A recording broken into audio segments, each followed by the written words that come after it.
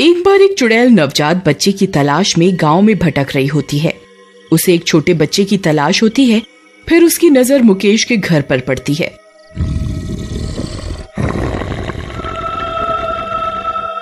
उसका बेटा पालने में सो रहा होता है और उसके साथ ही उनका पालतू कुत्ता टफी भी सो रहा होता है। मुझे इसी बच्चे की तलाश थी। तभी टफी चुड़ैल की सुगंध सूंघ लेता है और झट से उठ जाता है। उसे चुड़ैल के आसपास होने का एहसास हो जाता है। वो जोर जोर से भौंकने लगता है।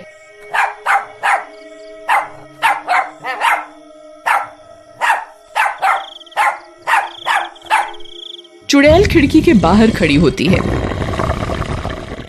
अजी उठिए ना, देखिए टफी फिर से भौंक रहा है।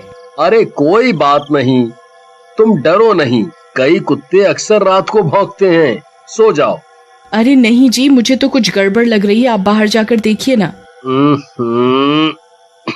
ठीक है, तुम यहीं रुको, मैं बाहर जाकर देखता हूँ। फिर मुकेश हाथ में जलती हुई मशाल लेकर घर से बाहर निकलता है। उसे देखते ही चुड़ैल वहाँ से गायब हो जाती है। यहाँ तो कोई नहीं है। अरे टफी, तू किसे देखकर भौंक रहा था? यहाँ तो कोई भी नहीं है। फिर मुकेश वापस घर के अंदर चला जाता है। चुड़ैल वहाँ से उड़कर जंगल में पुराने कुएं के अंदर चली जाती है। वहीं मुकेश का पड़ोसी उस चुड़ैल को अपनी खिड़की से देख लेता है। अरे नहीं, आज तो उस कुत्ते ने मेरा सारा खेल ही बिगाड़ दिया। फिर अगला दिन होने पर मुकेश को घर के बाहर खिड़की के नीचे किसी के उल्टे पैरों के निशान दिखाई देते हैं। वो पैरों के निशान बहुत बड़े होते हैं। उन्हें देखकर मुकेश डर जाता है।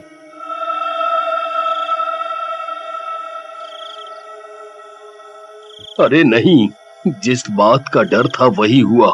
ये निशान किसी आम इंसान के नहीं है। मुकेश भाई, तुम्हारा शक सही है। तुम्हारे मुन्ना पर एक चुड़ैल का साया है। मैंने कल रात अपनी आंखों से देखा था। वो चुड़ैल खिड़की से तुम्हारे घर में झांक रही थी। फिर अचानक टफी के भौंकने की आवाज सुनकर वो वहां से चली गई, लेकिन वो फिर से आएगी। फिर उन पैरों के निशान की खबर पूरे गांव में फैल जाती है। सभी गांव वाले बहुत डर जाते हैं। उसी दिन गांव में मीना के घर एक बिटिया का जन्म होता है।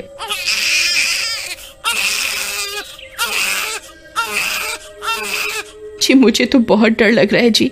गांव में एक चुड़ैल घूम रही है जो नवजात बच्चे की तलाश में है।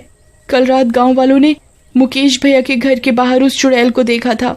अरे तुम डरो नहीं, मैं हूँ ना, कोई चुड़ैल हमारा कुछ नहीं बिगाड़ सकती। फिर रात होने पर वो चुड़ैल जैसे ही मुकेश के घर के बाहर पहुंचती है, टफी उसकी मौजूदगी का एहसास कर लेता है और जोर जोर से भौंकने लगता है।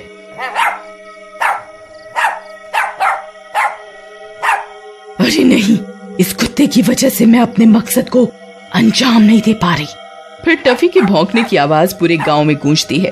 टफी के भौंकते ही सब समझ जाते हैं कि जरूर गांव में किसी चुड़ैल की मौजूदगी है। अजी सुनिए, मुकेश भैया का कुत्ता कितने जोरों से भौंक रहा है। लगता है उसने चुड़ैल को देख लिया है। कहीं वो हमारे घर तो नहीं आ जाएगी ना जी। तभी मीना की बिटिया जोर जोर से रोना शुरू कर देती है।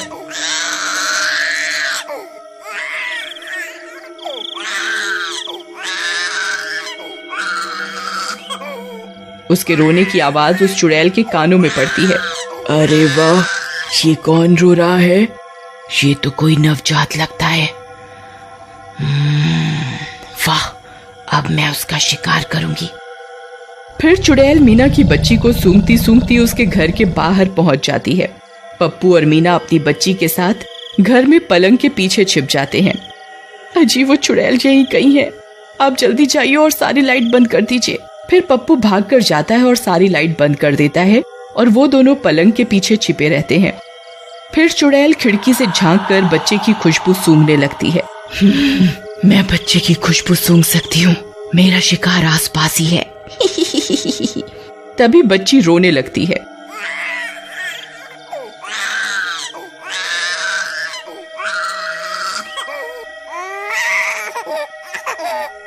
अरे मर गए रे। अरे मीना, इसे चुप करवाओ, नहीं तो चुड़ैल हमें ढूंढ लेगी। अरे मर गए रे। बच्ची के रोने की आवाज सुनते ही चुड़ैल चौकन्नी हो जाती है और उसका शिकार करने के लिए तड़पने लगती है। और खिड़की को तोड़ने की कोशिश करने लगती है। ये नास मिट्टी तो खिड़की तोड़ने वाली है मीना। अब क्या करें? अगर ये अंदर आ गई तो हमारी बच्ची को जिंदा नहीं छोड़ेगी। आप कुछ कीजिए ना। अरे मैं क्या करूं?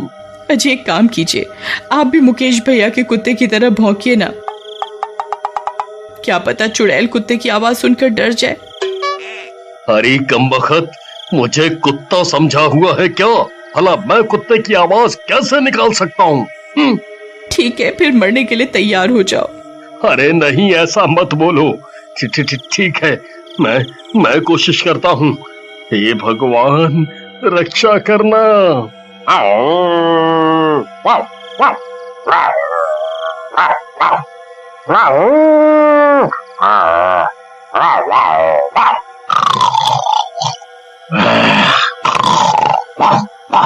कुत्ते की आवाज सुनकर चुड़ैल वहीं रुक जाती है, लेकिन दूसरे ही पल वो समझ जाती है कि ये कोई कुत्ता नहीं बल्कि इंसान ही है। अरे मूर्ख इंसान, तुझे क्या लगता है तू मुझे पागल बना सकता है? आज मैं तेरे बच्चे को नहीं छोड़ूंगी। अरे मर गए रे। अरे मीना, हमारी कुत्ते वाली तरकीब तो फेल हो गई। अब क्या करूं? अब किस जानवर की आवाज निकालूं? अजी, ये पप्पू भैया के घर से कुत्ते की अजीब अजीब सी आवाजें कौन निकाल रहा है जी? फिर मुकेश घर से बाहर निकलकर देखता है तो उसकी आंखें फटी की फटी रह जाती हैं। वो चुड़ैल पप्पू के घर की खिड़की तोड़ रही होती है। अरे सविता, ये तो वही चुड़ैल है जो हमारे मुन्ना की जान लेना चाहती थी।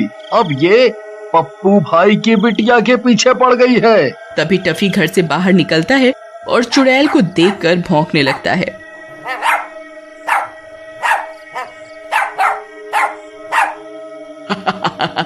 ए मूर्ख इंसान, तुझे क्या लगता है तू फिर से कुत्ते की आवाज निकालकर मुझे डरा देगा? अरे मैंने तो कोई कुत्ते की आवाज नहीं निकाली, तो ये आवाज कैसी है?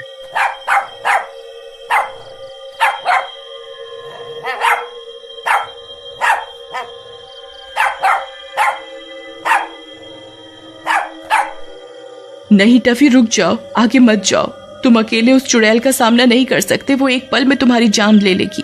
फिर टफी वहीं रुक जाता है और जोर जोर से भौंककर अपने साथियों को पुकारने लगता है।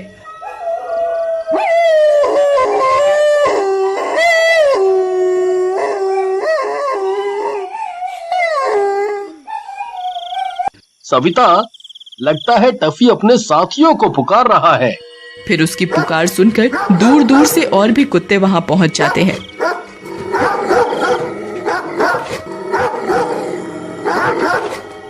अरे नहीं, ये इतने सारे कुत्ते कहां से आ गए? अब क्या करूं? अरे मीना, बाहर देखो, कितने सारे कुत्तों ने इस चुड़ैल को घेर लिया है। अब ये बचकर कहीं नहीं जा सकती। इतने सारे कुत्तों को देखकर वो चुड़ैल डर जाती है और कुएं की तरफ भागने लगती है। सभी कुत्ते भी उसका पीछा करने लगते हैं।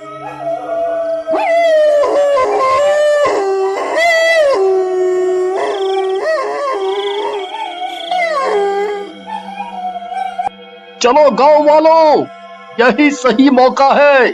हमें इस चुड़ैल का पीछा करना होगा। अब हम इसे अपने हाथों से बचकर नहीं जाने दे सकते। चलो भाइयों, आज इस चुड़ैल को जिंदा नहीं छोड़ेंगे। आज इसका काम तमाम करके ही रहेंगे। आ जाओ। फिर चुड़ैल भागती भागती जंगल पहुंच जाती है और कुएं के अंदर चली जाती है। सभी गांव वाले भी वहां पहुंच जाते हैं। अरे भाई, ये तो इस कुएं में चली गई, अब क्या करें? एक काम करते हैं, इस कुएं में ही आग लगा देते हैं। फिर गांव वाले लकड़ियां इकट्ठा करके कुएं में डालने लगते हैं और कुएं को आग के हवाले कर देते हैं। आग लगते ही चुड़ैल भी तड़पने लगती है। मर गई रे। अरे गांव वालों, ये तुमने क्या किया? अरे नहीं। और देखते ही देखते उस चुड़ैल का अंत हो जाता है।